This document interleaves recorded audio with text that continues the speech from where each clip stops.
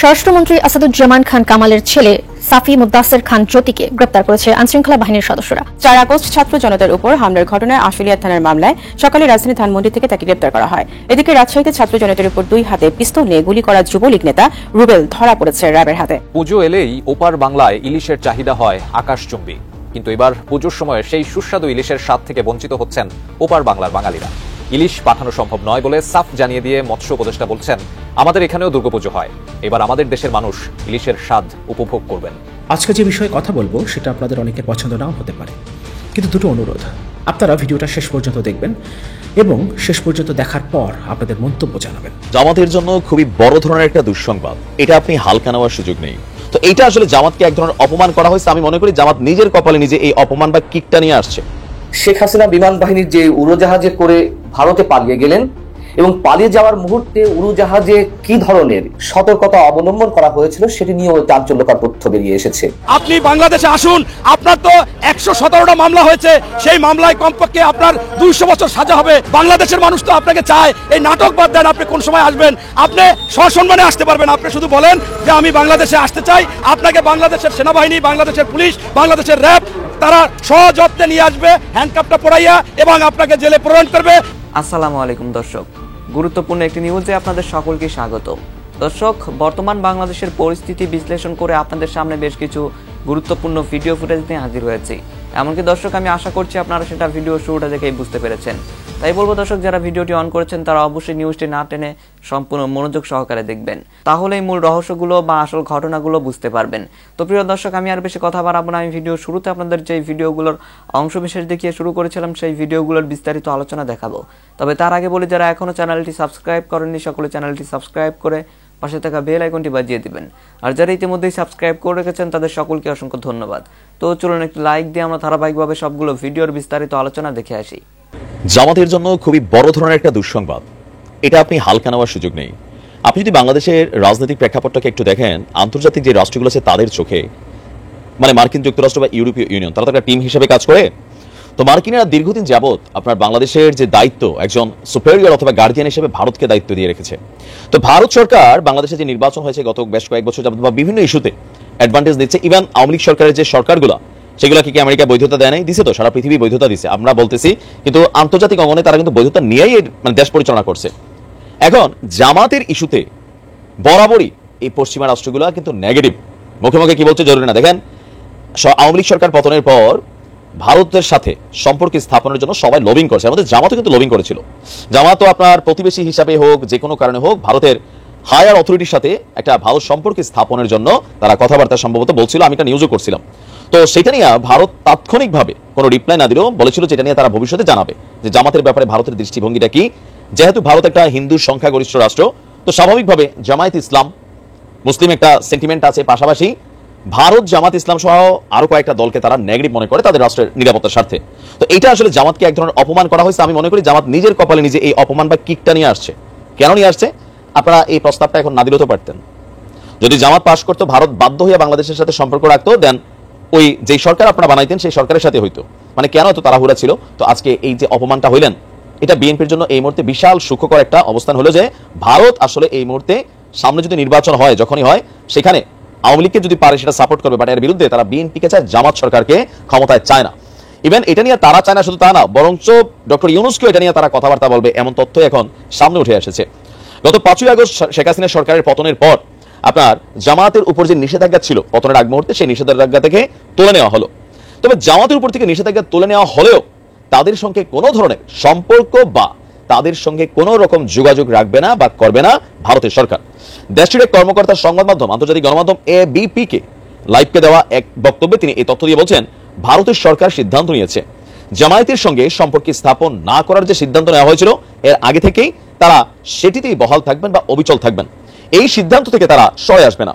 এমনকি তারা আরো বলছে যে ভারত আশঙ্কা করছে জামায়াত ইসলামী এবং নিষিদ্ধ সংগঠন হিজবুত তাহরির খুব শীঘ্রই মূলধারার রাজনীতিতে প্রবেশ করবে। এটি ভারতের নিরাপত্তাকে হুমকিতে ফেলতে পারে।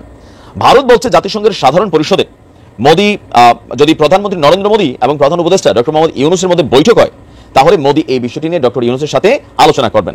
তারা দুজনের 22 থেকে 23 সেপ্টেম্বর জাতিসংঘের সাধারণ অধিবেশনে যোগ দেওয়ার কথা আছে। তো 2013 সনে জামায়াতের উপর যখন প্রথম নিষেধাজ্ঞা দেওয়া হয়, এরপর নানানভাবে জামাত রাজনৈতিকভাবে পিছিয়ে পড়ে বা প্রেক্ষাপটে আর সামনে আগাতে পারেনি। তো এখন কেন ভারত আসলে মনে করে, দেখেন হিজবুত তাহরির এই দলটা আমি জানি না মাঠে নর্মালি কতটুকু অ্যাক্টিভ, বাট এই নামগুলোর মধ্যে যারা মানে অমুসলিম রাষ্ট্রগুলো আছে আপনি দেখবেন তাদের একটা ভয় থাকে, ডর থাকে, আর এই যে একটা স্লোগান থাকে বা লেবাসটাকে তারা আসলে ভয় পায়।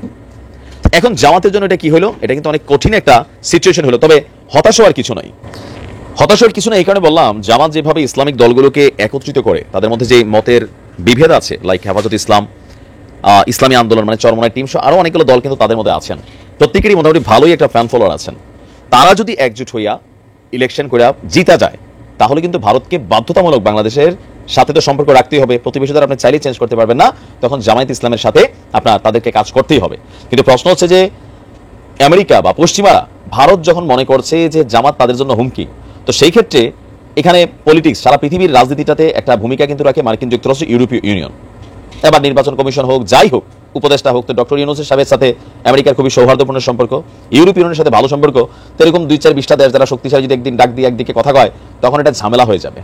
বাট ভোটের মাধ্যমে যদি জামাত পাস করে সেটা হচ্ছে আলাদা, কিন্তু কূটনৈতিকভাবে চাপটা বা ভারত চায় না একটা দলরে ডাইরেক্ট, তো সেক্ষেত্রে মার্কিন যুক্তরাষ্ট্র কি জামাতের জন্য ভারতের সাথে সম্পর্ক নষ্ট করবে? সম্পর্ক নষ্ট করবে না। তো সেক্ষেত্রে আমার মনে হয় যে প্রথম ভুলটা ছিল যে জামাত ইসলাম ভারতের সাথে যে হাত মিলানোর কথাটা বলছিল বা সম্পর্ক নিয়ে বলছিল, সেটা কিন্তু বা যে লবিংটা করতেছিল, এটা উচিত হয় নাই, তাদেরকে প্রস্তাব দেওয়াটা উচিত হয় নাই। এজ এ রেজাল্ট এখন একটা অপমানজনক, এটা আমি মনে করি। কেন যে ভারতে এই মুহূর্তে মোদি ডিক্লাই করে, ভাই এটা আমার কাছে অপমানই ফিল হয়। তারপরেও জামাত ইসলামের কর্মীরা সুসংগঠিত, তারা তাদের সিস্টেমে কাজ করে যাবে, কারণ ক্ষমতায় তো আর ভারত আনবে না, আমেরিকা আনবে না, জনগণ আনবে। কিন্তু আমরা জানি সারা পৃথিবীতেই এই রাষ্ট্রগুলো যখন একটা ভূমিকা রাখে, সেই দেশের সরকারের মধ্যে পরিবর্তন আপনি ইউরোপ আমেরিকার দেশগুলোর মধ্যে ঘটে। আমেরিকা ইউরোপের অনেক দেশে আপনি দেখবেন বড় যে পুতিন প্রভাব কাটাইছে, পুতিন এটা করছে সেটা করছে, ইউরোপের রাষ্ট্রগুলোতে এটা হয়। তো বাংলাদেশের ব্যতিক্রম না। পেঁয়াজ রপ্তানিতে শুল্ক প্রত্যাহার করলো ভারত, দাম কমবে দেশের বাজারে, এটা একটা ভারতের চমক আমি বলবো। ইলিশ নিয়ে যেটা হলো যে আমাদের ফরিদ আক্তার যে মৎস্য উপদেষ্টা বললেন যে না, এবার কোনোভাবেই ইলিশ পাঠানো যাবে না, ইলিশ দামি মাছ। আর বাংলাদেশি হিন্দুরা আছে, তাদেরও দুর্গোৎসব আছে, বাংলাদেশের মানুষ যেখানে ইলিশ অ্যাভেলেবেল খেতে পায় না মানে ন্যায্য মূল্যে, সেখানে টনকে টন ইলিশ পাঠানো হবে দুর্গাপুজো উপলক্ষে ভারতে, কলকাতায়, সেটা হবে না। এবার ভারতের ব্যবসায়ীরা আবেদন করলো, তাও মন করেনি ফরিদ আক্তারের, বুঝছে না, ওই হাসিনার আমল ভুলে যেতে হবে। সে আমাদের দেশের মানুষকে ইলিশ না খাওয়ায় ভারতের মানুষকে ইলিশ খাওয়ানো হয়েছে, এই নীতিতে এই অন্তর্বর্তী সরকার বিশ্বাস করে না। তো শেষ পর্যন্ত না পাঠানোর সিদ্ধান্ত যখন নিল, তখন আমি ভাবছিলাম যে ভারত তো যে শয়তানের শয়তান, কখন না এমন একটা কি পেজগি মারে, শেষে দেখা গেল যে আমাদের তো অনেকগুলো নিত্য পণ্যের উপরে নির্ভর করতে হয়, আমাদের যথেষ্ট উৎপাদন নাই, সেই মরিচ পেঁয়াজ থেকে শুরু করে চাল ডাল অনেক কিছুই, কোথায় না হঠাৎ করে পেঁয়াজ কষে আমরা বেকায়দায় পড়ি। তো ঠিক এই কথা যখন ভাবছিলাম, ঠিক সেই সময় এই নজরটা আসলো যে পেঁয়াজ রপ্তানিতে শুল্ক আরো প্রত্যাহার করলো ভারত, এর ফলে দাম কমে যাবে। এটা আমি বলবো যে ভারতের এটা বিশাল একটা চমক বাংলাদেশের জন্য, যে তারা বলতে পারে দেখো তোমরা ইলিশ নিয়ে আমাদের সাথে কেমন আচরণটা করছো, আমরা কিন্তু পাল্টা এর প্রতিশোধ নেইনি, আমরা পেঁয়াজ রপ্তানিতে শুল্ক প্রত্যাহার করছি, যার কারণে বাংলাদেশের মানুষ সস্তায় পেঁয়াজ খেতে পারবে। তো খবরে বলা হচ্ছে আভ্যন্তরীণ বাজারে পেঁয়াজের সংকট ও দাম বৃদ্ধির অজুহাত দেখিয়ে রপ্তানি নিরুৎসাহিত করতে পেঁয়াজ রপ্তানিতে 40% শুল্ক আরোপ করে ভারত। দীর্ঘ 4 মাস 9 দিন পর বাংলাদেশে পেঁয়াজ রপ্তানিতে শুল্ক প্রত্যাহার করে নিয়েছে দেশটি। এতে বন্দর দিয়ে পেঁয়াজের আমদানি যেমন বাড়বে, তেমনি দাম কমে আসবে বলে দাবি করছেন বন্দরের আমদানিকারকরা। শুক্রবার সন্ধ্যায় ভারতের বৈদেশিক বাণিজ্য সংস্থার মহাপরিচালক সন্তোষ কুমার সারঙ্গী স্বাক্ষরিত এক বিজ্ঞপ্তির মাধ্যমে এই তথ্য ভারতীয় ব্যবসায়ীদের জানানো হয়। সেই বিজ্ঞপ্তির কপি বাংলাদেশি আমদানিকারকদের পাঠানোর মাধ্যমে বিষয়টি নিশ্চিত করেছেন ভারতীয় ব্যবসায়ীরা। এতে দেশের বাজারে পেঁয়াজের দাম নিয়ে যে অস্থিরতা, সেটা কেটে যাবে বলেও জানিয়েছেন আমদানিকারকরা। যাক, এটা 40% শুল্ক আরোপ করে সেটা প্রত্যাহার করে নিছে। এর পেছনে কোনো রাজনীতি আছে কিনা জানি না, রাজনীতি না থাকার কোনো কারণ নেই। সম্ভবত ভারতও বুঝতে পারছে যে বাংলাদেশের সাথে সেই আগের আচরণ করে আসলে পার পাওয়া যাবে না, বরং আমরা কিছু ছাড় দিই, ছাড় দিয়ে বাংলাদেশের কাছ থেকে অনেক কিছু নেওয়ার আছে, সুবিধা পাওয়ার ব্যাপার আছে, সেটা আমরা করি। এখন যদি আমরাও যদি অন্তর্বর্তী সরকারের মতন করে যদি পাল্টা আমরা প্রতিশোধ নেই, তাহলে এটা ভারতের জন্য ভালো হবে না। তো এটা হয়তো তারা বিগ ব্রাদার সুলভ একটা আচরণ করলো যে না ঠিক আছে, আমরা তোমাদের বড় ভাই, যা ঠিক আছে তোমরা আমাদের সাথে যা করছো, আমরা কিন্তু করলাম না, দেখো আমরা আরো তোমাদেরকে সুবিধা দিলাম।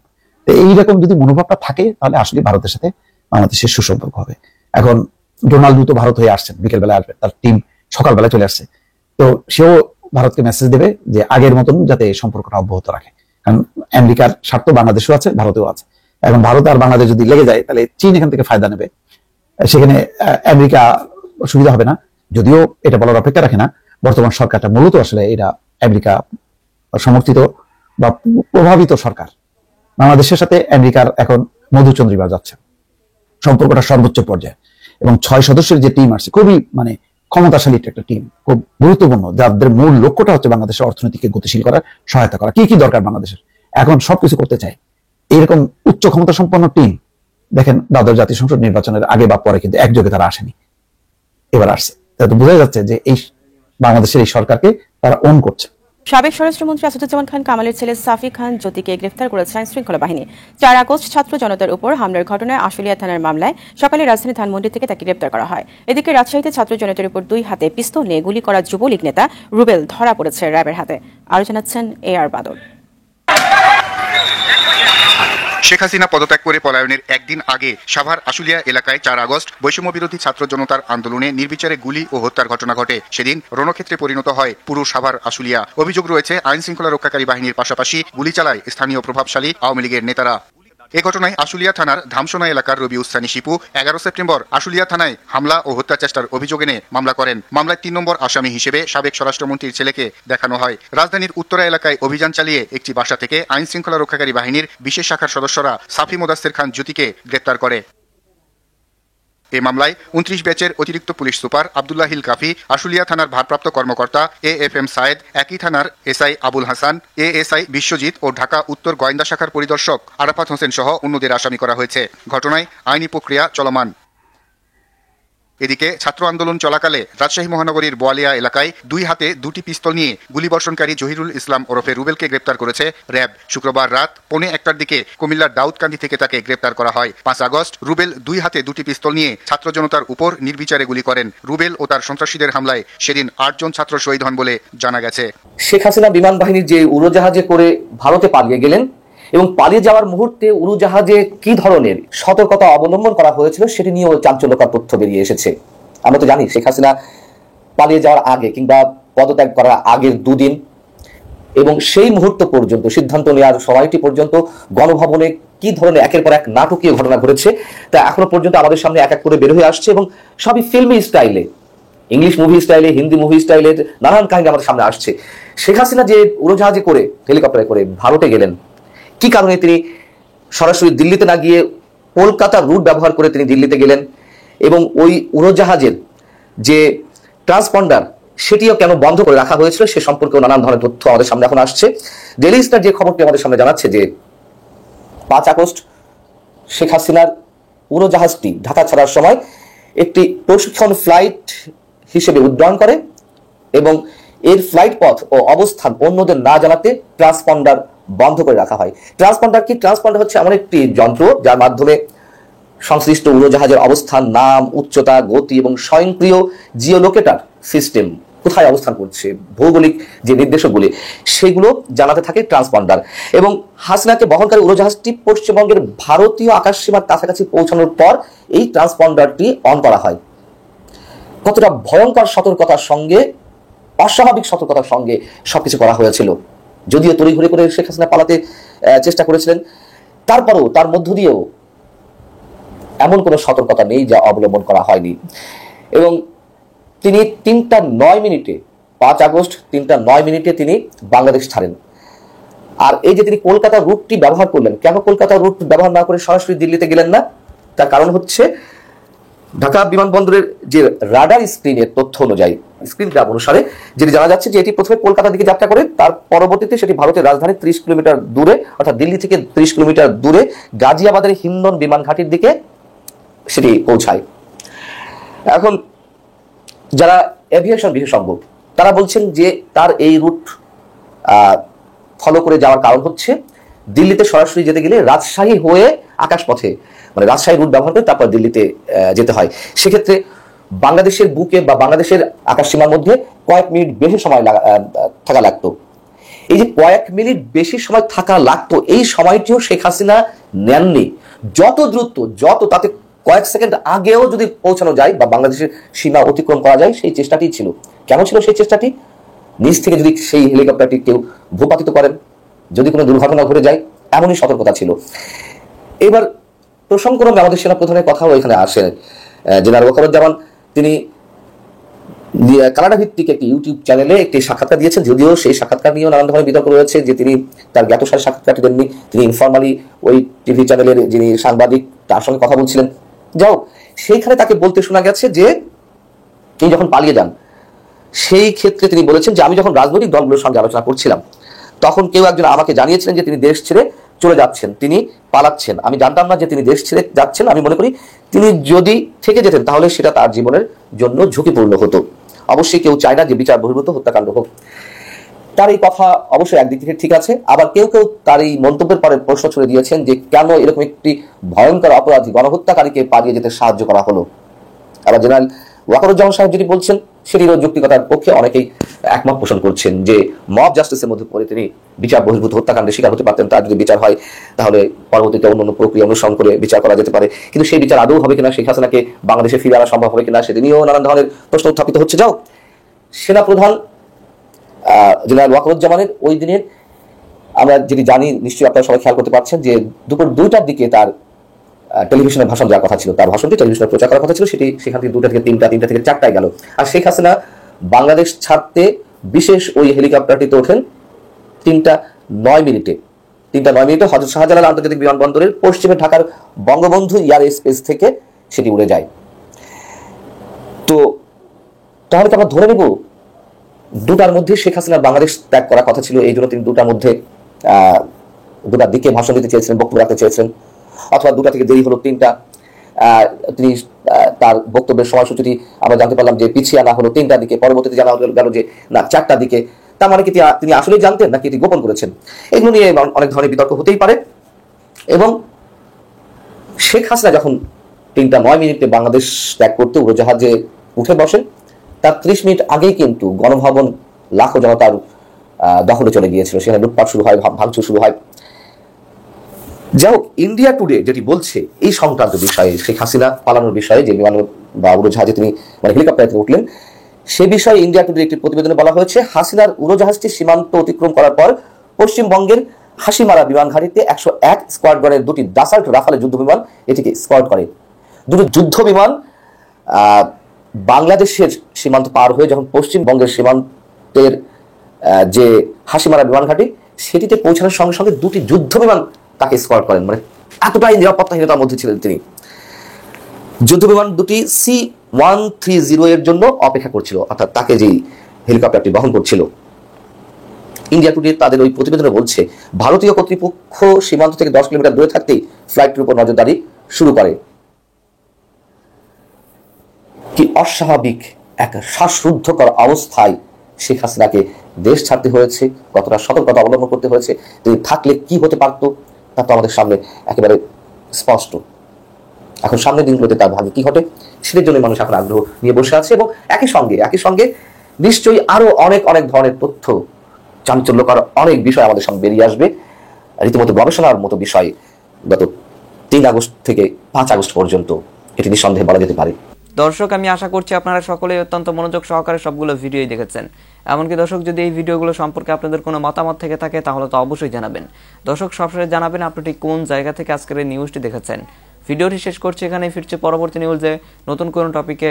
আল্লাহ হাফেজ।